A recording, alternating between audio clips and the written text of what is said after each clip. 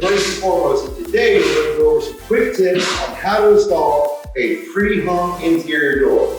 So let's jump right into this and make it happen, Cap.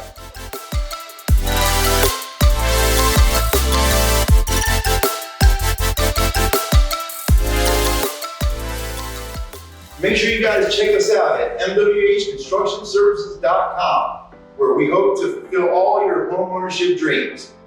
Reach out to us, check out what we have on the website, look through the gallery, send us your questions, link us in your emails, whatever you need to do, we're here to help. So run over to mwhconstructionservices.com for all your homeownership needs.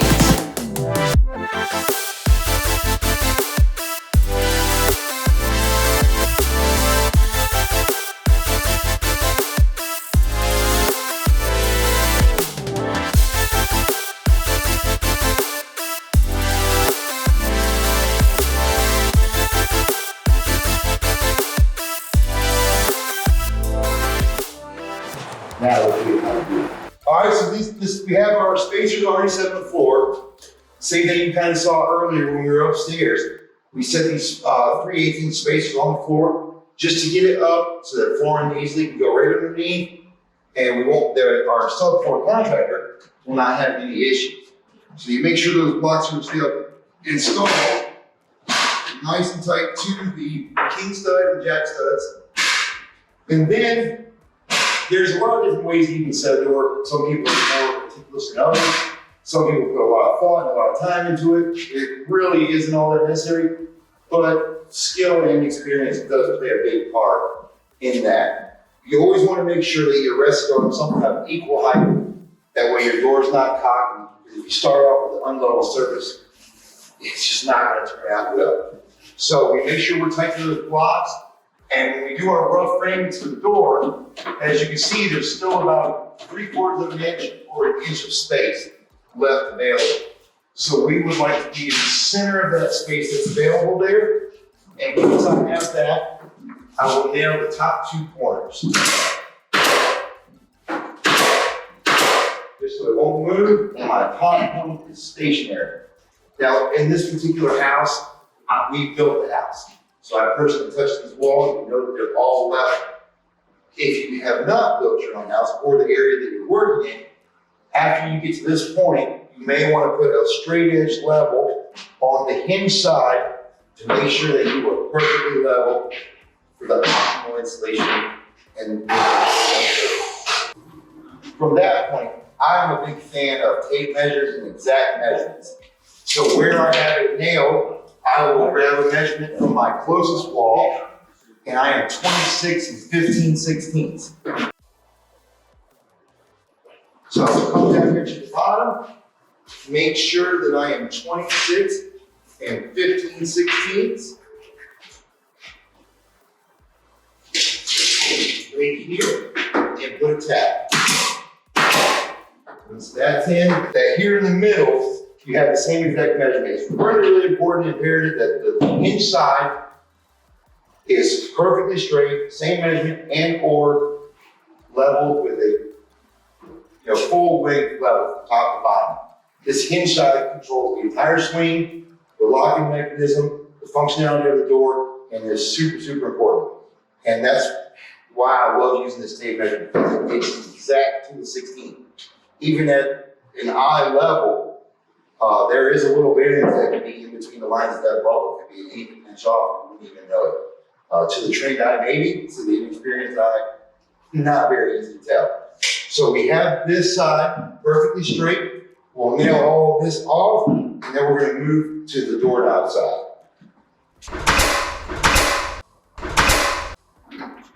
Okay. Now, at this point, we only have the upper corner on the right side, and the entire hinge side is nailed. So we're going to close the door completely.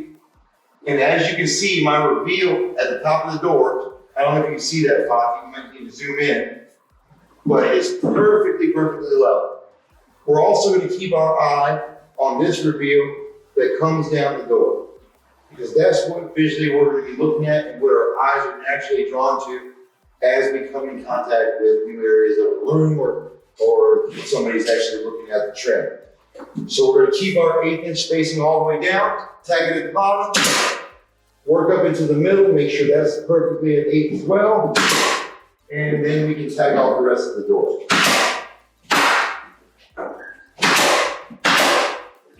Okay, now the face side of the door trim that is attached to the door is completely finished. You can open this door up and it should close and work perfectly fine, but we're far from being done yet. With these pre-hung doors, we will now need to go on the inside. We'll let him check this in a second. But I'm going to shim in all those same important locations. The 3 hinge areas, the door latch, down to the bottom where there's nothing in between the pre-hung trim and the rough framing, and somewhere approximately in the middle between the hinge and the top corner. The joining form up here is relatively strong and cannot move.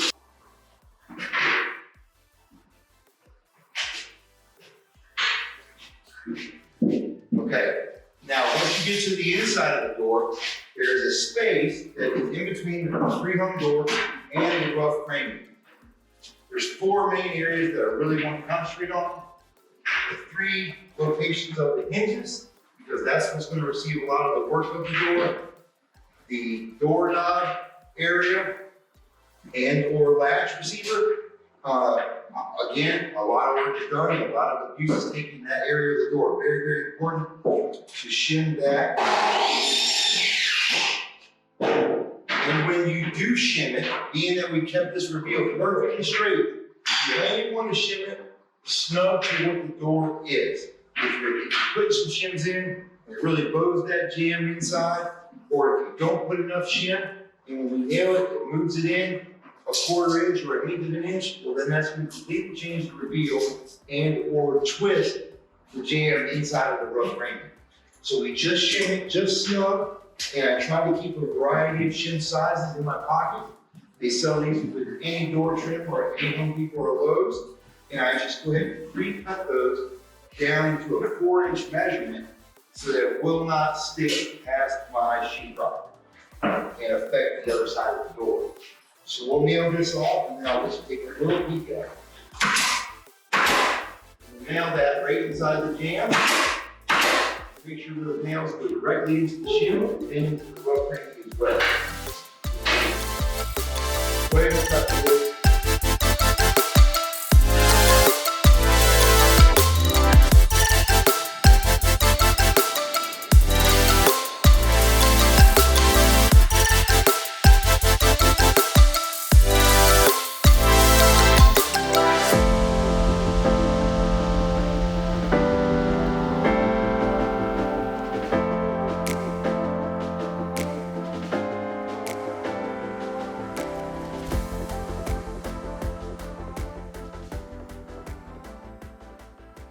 Now this portion of the pre-hung door just slides right into the slide and pulled it out from. And the reason why we stuck those nails in that specific area is because once we install the other side, we will now be able to squeeze with our one hand, and we can nail right beside those already installed nails and know exactly where our shim is. And nail through this side of the jamb, just enough pressure. Just like so. And we'll do that in every area that we install. The shims and the nails on the front side.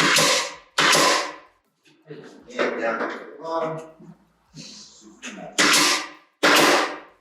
And once it's nailed there, we can go right back on the inside. Nail this casing.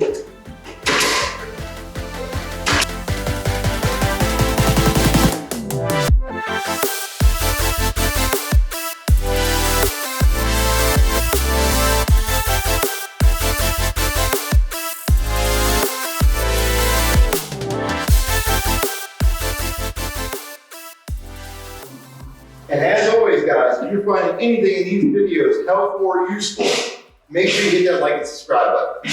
And click that notification bell so that you're privy when we upload new videos. Now we're using 16 gauge, 2.5 inch long straight finish nails. And that's going to ensure that you get that contact all the way through the sheetrock or drywall material and into the subframing for a long-lasting and complete interior door installation. Now, if it's pre-hung, you don't have to nail anything on the interior side. It's already done for you with staples from the manufacturer. But there are hard doors that do not have this, or if you decide to take this off, if you like a more modern 4 perimeter or farm style or contemporary style trim, can easily be removed. Nail with 16 gauge outside into your king and jack studs, and on the inside, where the wood is a little thinner and a little smaller, we use an 18 gauge gun and nails to ensure that the smaller portion does not split and break with a really heavy driver, real thick drivers that 16 gauge has. So 16 gauge around the outside, 18 gauge if necessary here on the interior portions of the jamb. So you should be good to go. And that's the last step for installing the door. As you see, it works, opens and closes perfectly with a nice feel, solid install. That's how you set a pre-hung interior door. There are a couple different variables, but this is a very, very simple style, and I hope we had enough in this video to help you install yours. So until next time, you guys have a great day.